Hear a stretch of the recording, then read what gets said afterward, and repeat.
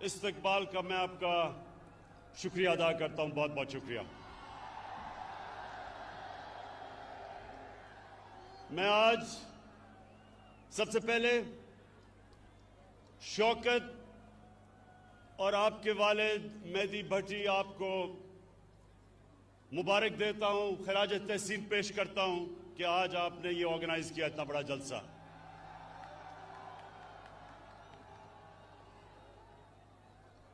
आज हमने हाफिजाबाद यूनिवर्सिटी और 400 बेड का डिस्ट्रिक्ट हॉस्पिटल बनाने का फैसला किया।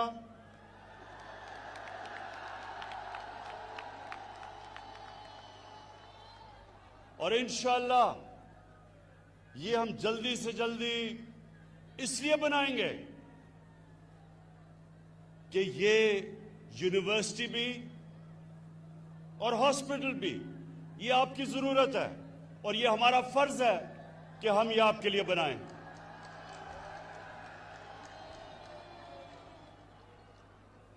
उससे ज्यादा हाफिजाबाद, उससे ज्यादा मुझे इस चीज की खुशी है कि पंजाब गवर्नमेंट ने फैसला किया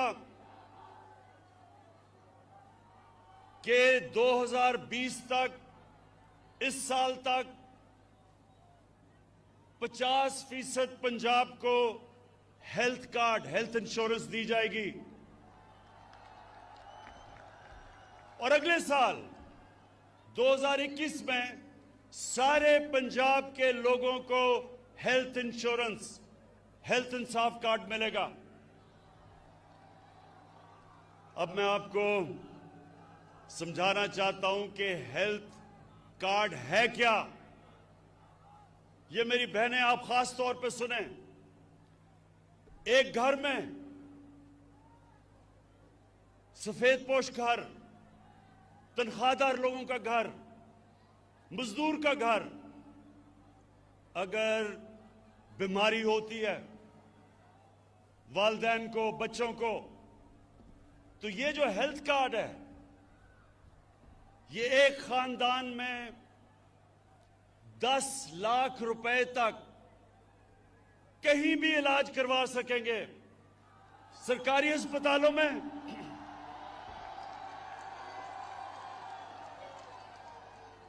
या किसी भी प्राइवेट हॉस्पिटल में। यह पहली दफा पाकिस्तान की 73 साला तारीख में एक आम आदमी को एतमाद होगा कि अगर घर में बीमारी होती और पैसे नहीं, हमारे पास हेल्थ इंश्योरेंस होगी। मैं आपको यह बता चलूं हाफिजाबाद के लोगों कि दुनिया में अमीर तरीन मुल्कों में भी इस तरह की हेल्थ इंश्योरेंस नहीं होती जो आज पाकिस्तान में हमने फैसला किया कि केपी और पंजाब में हम लेके आए।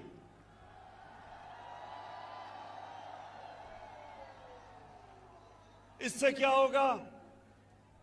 इससे होगा क्या? इससे यह होगा कि हाफिजाबाद जैसे इलाकों के अंदर, हाफिजाबाद जैसे इलाकों में प्राइवेट हॉस्पिटल बनेंगे। और प्राइवेट हॉस्पिटल इसलिए बनेंगे कि हेल्थ कार्ड की वजह से हर कोई इलाज करवा सकेगा। अभी सिर्फ देहातों में सिर्फ सरकारी अस्पताल हैं क्योंकि लोगों के पास पैसा नहीं। बड़े शहरों में प्राइवेट हॉस्पिटल है। इंशाअल्लाह अस्पतालों का सारे पाकिस्तान में, अभी तो खैर पंजाब में और पख्तूनख्वा में एक अस्पतालों का जाल पिच जाएगा ये हेल्थ कार्ड की वजह से। दूसरी चीज जो चीफ मिनिस्टर पंजाब ने बात की, जो उस्मान बुज़दार ने बात की कि पनाहगाह, हमने पाकिस्तान में पहली दफा शहरों के अंदर पनाहगाह बनाई। किसके लिए? मजदूर आता है काम करने के लिए, पनाहगाह में वो ठहरता है, उसके पैसे बच जाते हैं, किराया बच जाता है, खाना मिलता है, खाने के पैसे बचते हैं और वो सारा पैसा अपने बीवी बच्चों को भेजता है। ये पहली दफा पाकिस्तान के अंदर पनाहगाह बनी है और मुझे खुशी ये है कि ये हमारा जो सफर है पाकिस्तान को फलाई रियासत बनाने का वो शुरू हो चुका है। हम इंशाअल्लाह जो क्या काम करने जा रहे हैं, जो नया पाकिस्तान हाउसिंग का मतलब क्या कि आज तक अगर आपके पास पैसा है तो आप घर बना सकते हैं, अगर पैसा नहीं है तो किराए के घर में ठहरना पड़ता था। अब नए पाकिस्तान हाउसिंग का जो हमारा स्कीम है, और 2 साल हमें लगे, एक अदालतों में केस था फोरक्लोजर लॉ का, वो जीतने में। अब ये होगा कि बैंकों से 5% सूद के ऊपर हम पैसे लेंगे और वो एक 5 मरले के घर कोई भी बना सकता है 5% सूद पे, और लंबी किस्तें, यानी कि जो आप किराए के ऊपर जो आप किराया देते हैं वो आप किस्तें देंगे और घर आपका अपना हो जाएगा, अपने घर पे छत हो जाएगी। ये 73 साल तारीख पे इंशाल्लाह पहली दफा, बड़े लोगों ने रोटी कपड़ा और मकान की बात की, ये पहली दफा इंशाल्लाह लोगों को मकान मिलेगा। उसके बाद नौजवानों, एक तालीम का निसाब, ये भी 73 साल में पहली दफा हमारी हुकूमत कर रही है कि सारे पाकिस्तान में एक निसाब हो। ये ना हो कि उर्दू मीडियम, इंग्लिश मीडियम, दीनी मदरसे, एक निसाब हो ताकि गरीब घरों से भी बच्चे ऊपर आ सकें, डॉक्टर बन सकें, इंजीनियर बन सकें। जब 2013 में तहरीक इंसाफ की हुकूमत आई पख्तूनख्वा में, तो 3 साल तक हम सुनते रहे कि जी किधर है नया पख्तूनख्वा। 3 साल हमें सुनना पड़ा कि किधर है नया पख्तूनख्वा। जब इलेक्शन हुआ, और पख्तूनख्वा की एक तारीख है कि वो एक जमात को दूसरी दफा बारी नहीं देते, लेकिन तहरीक इंसाफ जब इलेक्शन हुआ तो पहले से ज्यादा वोट मिली, 2/3 अक्सरियत मिली पख्तूनख्वा में 2018 में। क्यों मिली? इसलिए कि हमारे दौर में गुर्बत पख्तूनख्वा में 27% से गिर के 18% पे आ गई। 9% गुर्बत कम हुई उस सूबे में जिधर वॉर ऑन टेरर, वो जंग की वजह से तबाही थी। वो सूबा जिधर सरमायाकार बिजनेसमैन छोड़ छोड़ के इस्लामाबाद आ रहे थे, जिधर पैसे वाले लोग सूबे से बाहर जा रहे थे, फैक्ट्रियां बंद हो रही थी, उस सूबे में 9% गुर्बत कम हुई, 27% से 18% पे। इसलिए लोगों ने वोट दी, और इंशाअल्लाह यही इंशाअल्लाह मेरा ख्वाब है पाकिस्तान के लिए कि हम अपने मुल्क में गुर्बत कम करें, सारी पॉलिसी बनाएं निचले तबके को ऊपर लाने के लिए। जिस तरह का हेल्थ कार्ड है, जिस तरह का तालीमी निज़ाम है, जिस तरह का अस्पतालों का निज़ाम है, जैसे जैसे नीचे से लोग ऊपर आएंगे और जैसे जैसे पाकिस्तान एक फलाई रियासत बनेगी, इंशाअल्लाह यही कौम एक अजीम कौम बनने जा रही है। और दूसरी चीज, हाफिजाबाद के लोगों, अब ये जरा गौर से सुनो। इस वक्त जो पाकिस्तान में दूसरा हमें काम करना है और कर रहे हैं, वो है कानून की बालादस्ती कायम करना। ये क्यों जरूरी है? ये हमारे नबी सल्लल्लाहु अलैहि वसल्लम ने मदीना की रियासत जब बनाई तो उन्होंने कहा कि बड़ी कौमें तबाह हुई तुम्हारे से पहले, जिधर एक कानून अमीर के लिए और दूसरा गरीब के लिए था। ये गौर से सुने, जिधर ताकतवर के लिए एक कानून और कमजोर के लिए दूसरा, उस कौम में कानून की बालादस्ती नहीं आती। जब भी एक कौम आगे बढ़ती है तो कानून की बालादस्ती आती है, कानून के सामने सब एक बराबर। इस वक्त हमारे मुल्क में ये जो सर्कस लगाई हुई है, ये जो सर्कस लगी हुई है, ये वो लोग हैं 30 साल से इन्होंने इस मुल्क को लूटा। ये अमीर तरीन हो गए और कौम को कर्जों में डुबा दिया। इनके लिए एक और कानून था, आम चोर जो भैंस चोरी करता था या जो मोटरसाइकिल चोरी करता था उसके लिए एक और कानून था। और ये जो अरबों रुपया चोरी करके मुल्क का बाहर लेके जा रहे थे, इनको पाकिस्तान का इंसाफ का निजाम नहीं पकड़ता था। अब इनको मुश्किल पड़ गई है। पहली दफा जो केसेस नैब के अंदर इनके दौर में बने हुए थे, हमने नहीं केसेस बनाए, ये इनके दौर के केसेस थे। वो अपने दौर में तो ये एक दूसरे को पूछते नहीं थे। हमारे दौर में हमने नैब को आजाद छोड़ दिया है। इनके दौर में नैब इनकी गुलाम थी, हमारे दौर में आजाद है। अब ये सारी ब्लैकमेल इसलिए मुझे कर रहे हैं कि ये चाहते हैं कि मैं किसी तरह नैब को खत्म कर दूं ताकि इनकी चोरी बच जाए। हाफिजाबाद के लोगों, पहले मुझे बताओ, क्या मैं इनको छोड़ दूं?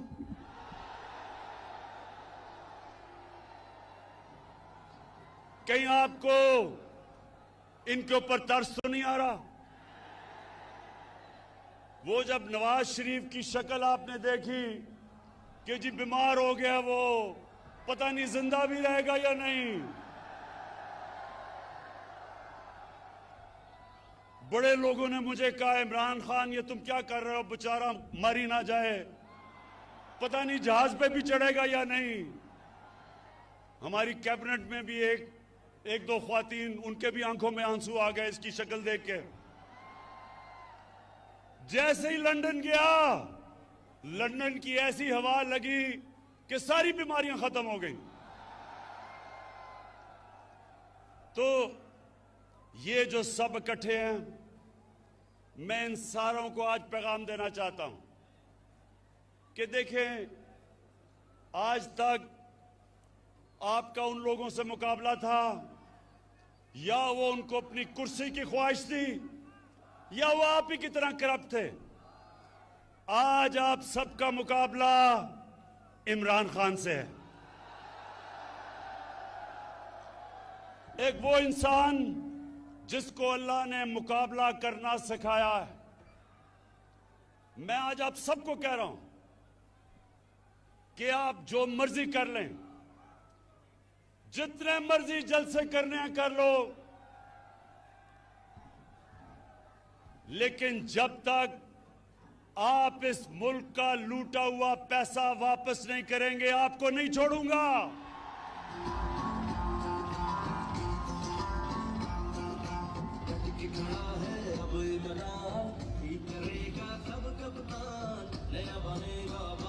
बस। अच्छा, इन्होंने पहले पूरी कोशिश की कि माशियत के ऊपर कहा जी माशियत खराब हो गई, इसको निकाल दो। फिर कहे जी महंगाई हो गई। इनके पिछले 10 साल में देखें कितनी दफा महंगाई आज से बहुत ज्यादा थी।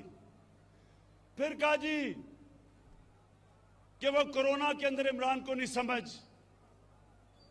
कि वो जिस तरह नरेंद्र मोदी ने बंद किया था अपना मुल्क, इमरान खान को भी करना चाहिए। अल्लाह अल हक है, अल्लाह का शुक्र अदा करता हूं, उसने हमने कोरोना से भी बचा दिया। फिर इन्होंने एक फैटफ, एक ऐसी चीज है जिसमें पाकिस्तान को इनकी वजह से ग्रे लिस्ट में डाला हुआ है। अगर पाकिस्तान ब्लैक लिस्ट हो जाता है तो हमारे ऊपर सैंक्शंस लग जाती हैं, हमारी माशियत बैठ जाती है। तो इन्होंने सोचा कि अब तो इसको ब्लैकमेल कर लेंगे कि पहले नैब को खत्म करो और फिर हम फैट ऑफ साइन करेंगे। इन्होंने मुझे नैब में 38 शिकें नैब की, उसमें से कहा 34 शिकों को इस तरह कर दो कि नैब ही खत्म हो जाए ताकि इनकी चोरी बच जाए। जब मैं नहीं माना तो इन्होंने क्या किया कि इन्होंने अदलियों पे भी हमला किया। 3 चीफ जस्टिस बैठे हुए थे जिनके खिलाफ इन्होंने बातें शुरू कर दी कि जी नवाज शरीफ ने कहा फैसला ही गलत था। 3 चीफ जस्टिस थे, अदलियों का भी अटैक किया और फिर पाकिस्तान के आर्मी चीफ और ISI चीफ को अटैक किया। आर्मी चीफ और ISI चीफ को अटैक करने का मतलब फौज को अटैक करना। यहां मेहदी भट्टी बैठे हैं, इनका बेटा बलूचिस्तान में शहीद हुआ। इस तरह के कितने हमारे फौजी शहीद हुए हैं हमें हमारी हिफाजत करते हुए। लेकिन वो आदमी बाहर लंदन में बैठ के यहां हमारी फौज के खिलाफ साजिश कैसे कि जब अब कहते हैं कि मैं आर्मी का चीफ और जो ISI का चीफ है उसको फौज बदल दे, तो क्या फौज कोई एक जमहूरी इदारा है? क्या उन्होंने नो कॉन्फिडेंस मोशन पास करना है? वो ये कह रहा है कि फौज के अंदर बगावत की जाए, वो ये कह रहा है कि फौज कू करे, यानी कि हमारी फौज तबाह हो। अपनी चोरी बचाने के लिए नवाज शरीफ तुम इधर तक पहुंच गए हो कि हिंदुस्तान की जुबान बोल रहे हो अपनी फौज के खिलाफ।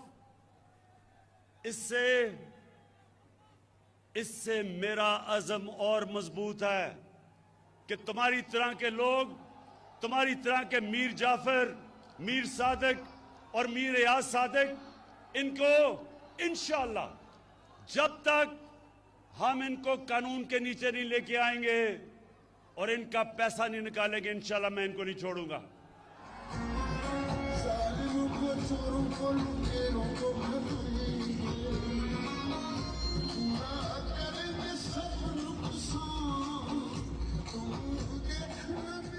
अच्छा, और ये जब सर्कस इनकी लगती है उसमें हर किस्म के लोग होते हैं। एक ऐसा आदमी है जो कि कहता है इमरान खान की वजह से इस्लाम को खतरा है। मैं उनको एक पैगाम देना चाहता हूं, और हाफिजाबाद के लोगों आप इसकी गवाही देना। आज तक पाकिस्तान की 73 साल तारीख में, मैं इसी की बात कर रहा हूं कि डीजल ये कहता है कि इमरान की वजह से इस्लाम खतरे में है। मेरी वजह से इस्लाम खतरे में नहीं है, आपकी तरह के लोगों की वजह से इस्लाम खतरे में है। मैं आज चैलेंज करता हूं, पाकिस्तान की 73 साल तारीख में किसने आज तक अपने नबी सल्लल्लाहु अलैहि वसल्लम का, उनका जो मौकफ, उनके लिए कौन इस तरह इंटरनेशनल स्टेज पे खड़ा हुआ है मेरे अलावा? चैलेंज करता हूं आपको।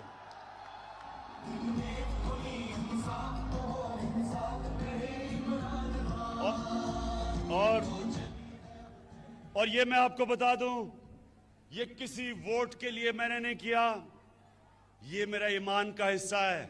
हमारे नबी सल्लल्लाहु अलैहि वसल्लम हमारे दिलों में बसते हैं। आखिर में ये सारे जो सर्कस लगाई हुई है, ये कहते हैं कि इलेक्शन में धांधली हुई, ये सारे कहते हैं कि इलेक्शन में धांधली हुई। मैं इनसे सबसे पहले सवाल पूछता हूं कि अगर इलेक्शन में धांधली हुई तो मैंने तो आपको कहा था कि जिधर भी धांधली हुई हम तैयार हैं इलेक्शन खोलने के लिए, क्यों नहीं आ पाए? मैं आपको बताता हूं क्यों नहीं आए।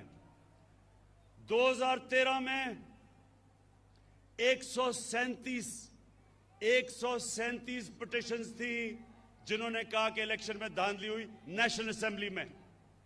2018 में 137 की बजाय 90 थी, 50% कम पिटिशन थी।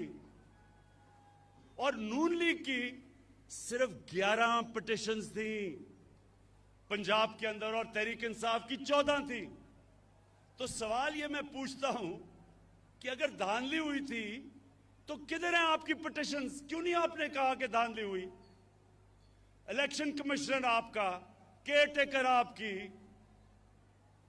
आपने सिलेक्ट किया था केयर टेकर इलेक्शन कमीशन, तो धांधली किसने की फिर? और जब मैंने आपको कहा था हम खोलने के लिए तैयार हैं, क्यों नहीं खोला? नौजवानों, एक मेरी बात सुन लें। जब मैं क्रिकेट खेलता था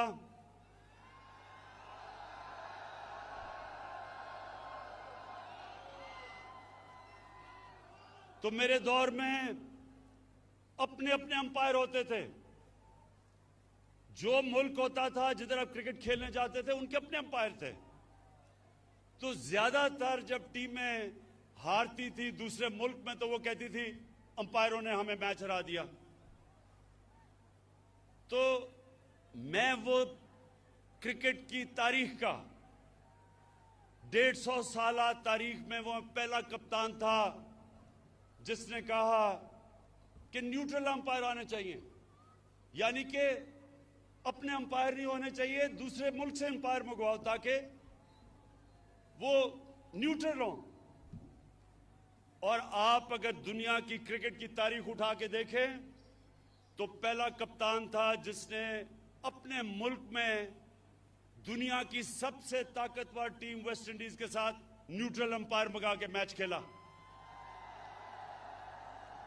और फिर दूसरी टीम जो मंगवाई न्यूट्रल अंपायर से, हिंदुस्तान से जब हमारा मैच होता था ना पाकिस्तान उधर जीतता था क्योंकि जब टीम हारने लगती थी उनके अंपायर आ जाते थे, ना हिंदुस्तान यहां जीतता था और कई दफा हमारे अंपायर भी हमारी मदद करते थे।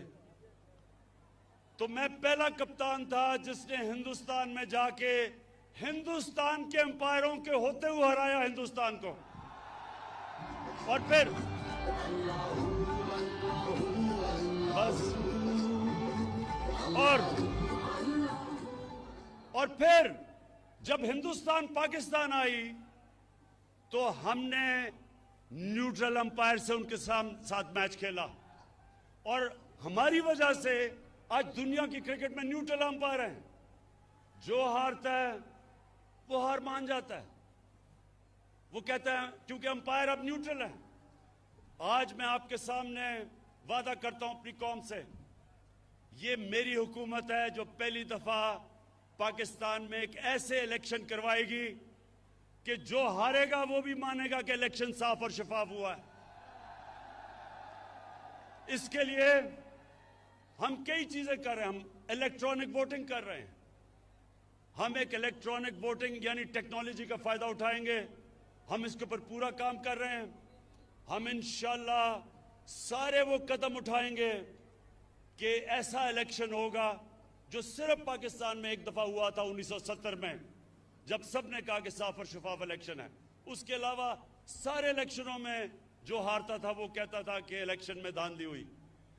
ये जो अब इलेक्शन होगा, हम इलेक्शन रिफॉर्म्स कर रहे हैं, टेक्नोलॉजी लेके आ रहे हैं। जो जो चीजें हमने पूरा स्टडी किया कि कैसे साफ होगा, सारी इस्लाहत कर रहे हैं।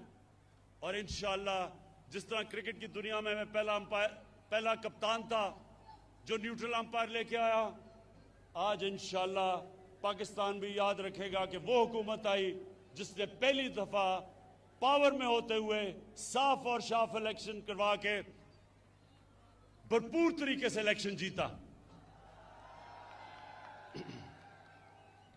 मैं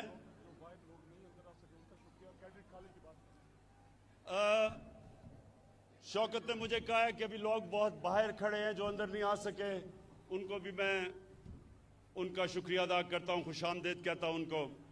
और मैं आखिर में ये फिर कहता हूं कि हमने सारे जो इलाके हमारे पीछे रह गए थे और हाफिजाबाद भी पीछे रह गया था, हम आपके लिए पूरा काम करेंगे।